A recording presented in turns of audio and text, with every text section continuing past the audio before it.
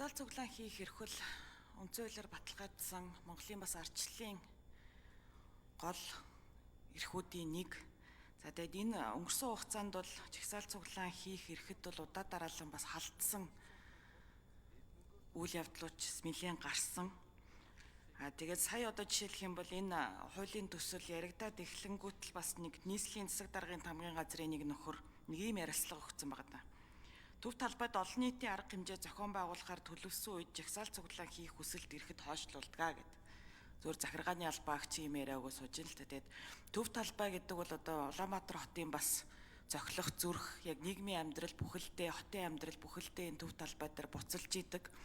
Гэтэл сүүлийн жилүүдэд ямар практик газар авсан бэ гэхлээр ерөөсөө л энэ улс төрийн одоо өндөр идэвхжлэлтэй цаг үеүүдэд болохоор төв талбай дээр янз бүрийн арга хэмжээ төлөвлөдөг, завгүй байлгадаг. Энэ маягаар бүр одоо хуулиас гадуур маркаар энэ жагсаал цуглааныг бүртгэхгүй байдаг ийм нөхцөл байдлыг бий болгож байгаа. Одоо ч ихэл одоо төв талбай дээр нэг талд нь гуанз ажиллаж байгаа шиг байна, нөгөө талд нь бас ийм үүргийн худалдаа явж байгаа шиг байна. Гэх мэтчлэн ийм хязгаарлалтууд бол одоо байсаар ирсэн. Гэх мэтчлэн одоо ийм захиргааны шин чанартай хязгаарлалтуудыг бол энэ хуулийн төслийн хүрээнд авч үзсэн үү гэдэг нэгдүгээр асуулт байна.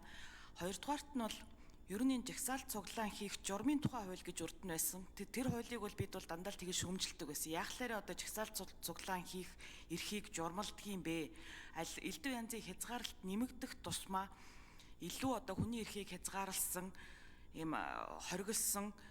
Тэгээд дээрэс нь одоо юу гэдгийг захиргааны байгууллага, цагдаагийн байгууллагуудын эрх үүргийг нэмэгдүүлсэн ийм зүйл рүү аваачдаг. Тийм учраас энэ журмын тухай хууль гэж байж болохгүй гэж бас шүүмжилдэг байсан. За тэгээд энэ жагсаал цуглаан хийх эрхчлөөний тухай хууль гэсэн нэртэй болсноороо бас нэг айхтар бас ахиц дэвшилтэй зүйл бол харагдахгүй байна. Засаг даргад бүртгүүлдэг тэр арга хэлбэрийг одоо цагдаад хүсэлт илгээдэг хэлбэрээр өөрчилж байгаа юм байна. За энэ бол одоо бараг л дорцсон зохицуулт болов уу гэж харж байгаа. Ер нь манай цагдаагийн байгууллагч гэсэндээ альва зүйлд ямагт одоо тэр хориглох, хязгаарлах талаас нь ханддаг. Тэгээ энэ жагсаал цуглаантай холбоотой асуудал дээр ч гэсэндээ цагдаагийн байгууллагын зүгээс одоо энэ хүний эрхийн мэдрэмжийг дээшлүүлэх чиглэлээр одоо ямар шүү арга хэмжээнүүд авж ийн вэ гэдэг дээр бас санаа зовж ийн. Тэгэхээр энэ утгаараа бол бид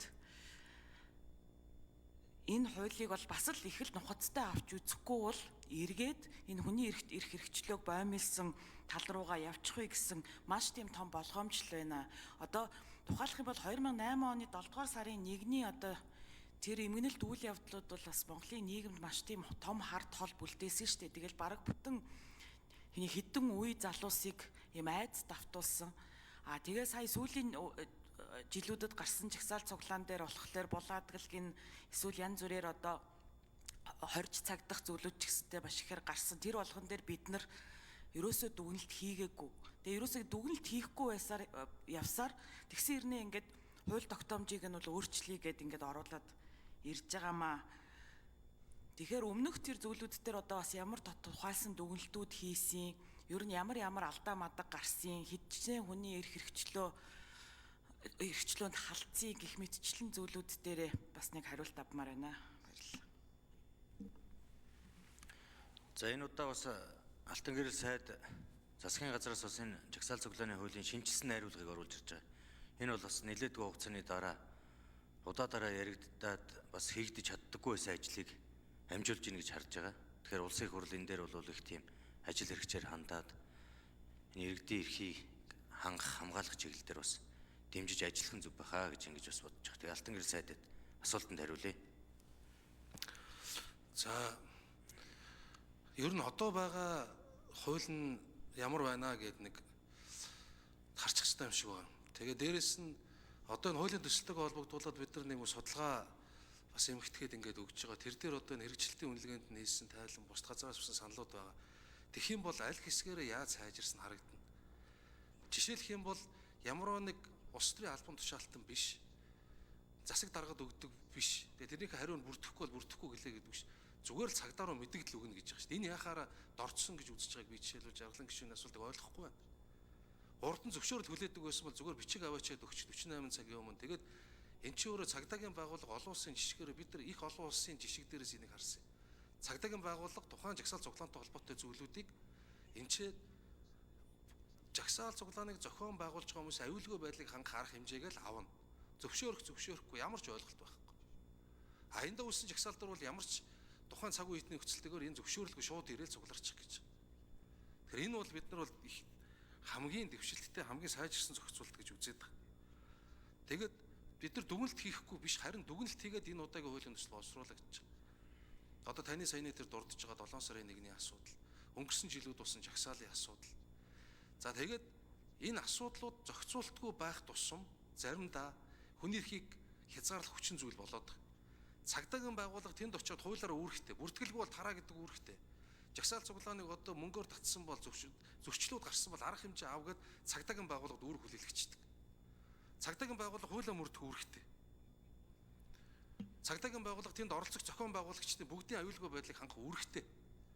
За ингээд одоогийн байгаа хуулийн дагуу очихор хит ерөнхий харилцаан дээр цагдаагийн байгууллага үрээ гүйцэтгэх гэхээр өнгөрсөн жилүүд гарч байгаа тэр болон хүний эрхийн зөрчлүүд гэдэг чинь гарч ирээд цагдаа бид нар хуулиар бүрдүүлнэ гэдэг, иргэд бид нар эрх хэрэгчлөөтэй гэдэг. Айл болохоор энэ харилцааг бид нар нарийн журмлаад өгөл болно гэдэг. Энэ асуудал шийдвэрлэгдэнэ гэдэг. Энэ утгаар л бид нар хандж байгаа.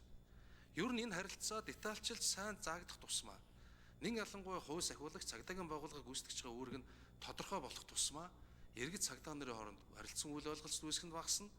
Иргэдийн эрх хэрэгчлөөнд учрах энэ аюул багаснаа гэдэг энэ үндсэн дээр бид нар хийсэн.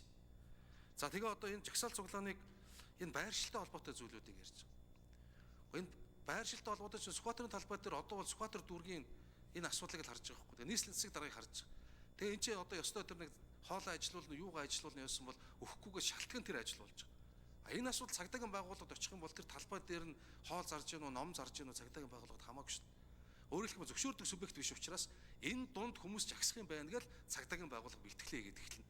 За энэ майхнуудын хажуу жагсах юм байна, тичнээ хүн жагсах юм байна, аюулгүй байдлыг ингэж хангах юм байна гэж ажиллаа гэдэг. Ингээд энийг бол бид нар дэвшил гэж үзэж байгаа. За жаргалан гишүүн тодруулж сууя.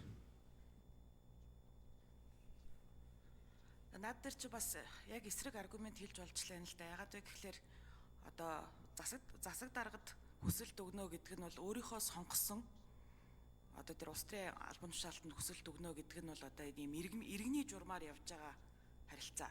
Тэгэхээр би одоо өөрийнхөө сонгосон одоо өөрийнхөө нутаг дэвсгэр дээр тэр дүүрэг дээрээ байгаа амьдарч байгаа хүний хувьд тэнцэнэ явуулах гэж байгаа үйл ажиллагаан дээр иргэний журмаар тэр албан тушаалтанд хандж болж байна. А цагдаад хүсэлт өгнө гэдэг чинь бол цаанаасаа л бүр нэг юм жоохон дарамттай тийм харилцаа болоод эхлэв шүү дээ. Тий. Мэдэгдэл харин тий. Тэгэхээр яг цагдаагийн байгууллагатай харилцах нэг асуудал. Манай цагдаагийн байгууллагын одоо тэр хүний эрхийн мэдрэмж ямар байгаа вэ? Цагдаагийн байгууллагатай харилцана гэдэг нэг асуудал. А тэр өөрийнхөө сонгосон албан тушаалтай харилцана гэдэг чинь бас шал өөр харилцаа байхгүй юу? Тэгэхээр тэн дээр одоо нэг цагдаагийн байгууллага дээр байгууллагч чинь санаа зовоод байна шүү дээ. Яг хэр одоо тэр хүний эрхийн мэдрэмжтэй асуудалд хандж гин. Ер нь тэр бусад харилцаанууд нь ямар байна гэдэг дээр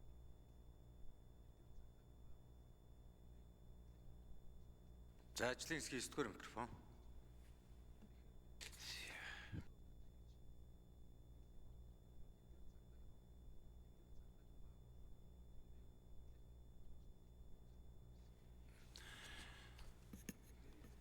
За жаргалан гишүүний асуултанд хариулъя.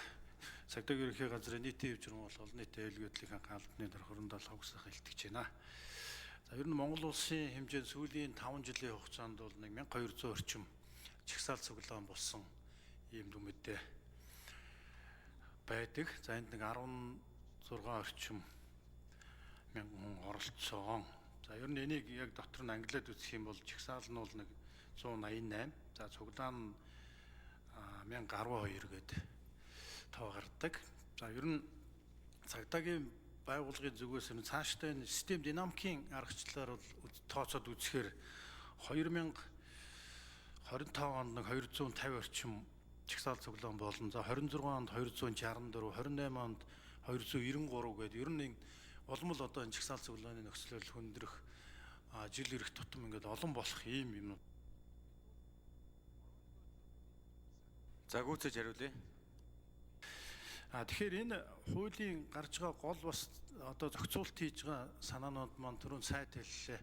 Үндсэндээ энэ засаг даргаас одоо засаг даргад бүртгүүлээд ингээд жагсаал цуглаан хийдэг байсныг болиулж байгаа нь ер нь ард иргэд цагдаагийн байгууллагын хоорондын энэ зөрчилдөөн чинь ихэнх нь одоо эндээс гарч байгаа юм. Өнгөрсөн хугацаанд болсон жагсаал цуглааны 86.7% нь ерөөсөө бүртгүүлгүйгээр шууд одоо жагсаал цуглаа хийсэн. Ингээ 10% нь л одоо бүртгэлтэй гэдэг байдлаар ингэж гарсан байгаа. Тэгээ энэ дээр гол нь цагдаа очиод бүртгэлгүй байна. Тэрнийгээ тар гэдэг, тэгээд шаардлага мэдэгдэл өгдөг. Энээс үүдээд цагдаа иргэд хоёрын дунд тодорхой хэмжээний зөрчилдөө үүсдэг. Энийг бас хамгийн наазах нь бас зохицуулчих одоо хууль тогтоомж бас санаачлагдаад явж байгаа гэдгийг танд хэлье. За хүний эрхийн чиглэлээр бол цагдаагийн байгууллагаас хүний эрхийн үндэсний комисс за мөн одоо энэ олон улсын байгууллагатай хамтраад хүний эрхийг бол дээдлэх чиглэлээр сургалт зохион байгуулалтын арга хэмжээнүүд өгөл авч байгаа. Ер нь бол цагдаагийн байгууллагаас бас тодорхой хэмжээний хүний эрхийн мэдрэмжтэй ажиллаж байгаа. Сүүлийн одоо жилүүдэд гарсан жагсаал цуглааны гэдэг бол албад нь тараасан юм тохиолдол байхгүй. Аль болохоор одоо нөхцөл байдлыг хүндрүүлэхгүй, хүний эрх чөлөөг хангах тайван одоо арга замаар одоо жагсаалыг одоо зохицуул тараах ийм л одоо юм зохион байгуулалтын арга хэмжээ авж байгаа. Дуслаа. За жаргалан гишүүн дахин тодруулж сууя. Сая цагдаагийн байгууллагын төлөөллийн хэлсэн үгэн дээр нэг зүйл гарч ийн л да. За эх жилүүдэд бол энэ жагсаал цуглаан олшрон нөхцөл байдал хүндрэх хандлагатай байна гэсэн зүйл хэллээ.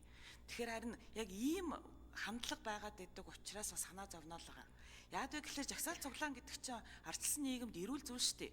Олшрлоо гэд нэг амар нийгмийн хэв журам алдагдаад асуудал хүндрээд ах зүйл ерөөсөө биш. Арчил ийм одоо нээлттэй ил тод энэ хүмүүс дураараа жагсаад одоо үзэл бодлоо илэрхийлээд явж гин гэдэг бол байх ёстой асуудал байхгүй юу? Гэтэл нөгөө олшрох гээд байна, эн чинь хүндрэх гээд байна гэдэг хандлагаар одоо манай цагдаагийн байгууллага бас хандж байгаа нь өөрөө асуудал байна л гэж хэлэх гээд байгаа юм. Тэгэхээр цаашаа бид нар энэ хандлагаа уулан засмаар байгаа байхгүй юу? Тэгэхээр чи яг энэ хандлагаас болоод одоо цагдаагийн байгууллага төсөл төхөөсөө баг одоо нөө мэдэгдэл өхөөсөө айж болцсохгүй нэ шүү дээ. Цагдаагийн байгууллагт би мэдэгдэл өгж гинэ гэд. Тэгэхээр ийм айцыг бид нар бий болгож. За үгүй л лавсаар сайхан дарга сая үүндээ цагдаагийн байгууллага тодорхой хэмжээний хүний эрхийн мэдрэмжтэй ажиллаж байгаа гэж хариулж байна. Тодорхой хэмжээний биш, ер нь бол өндөр хэмжээний хүний эрхийн мэдрэмжтэй ажиллана гэдэг энэ ойлголт байх ёстой, тийм ээ.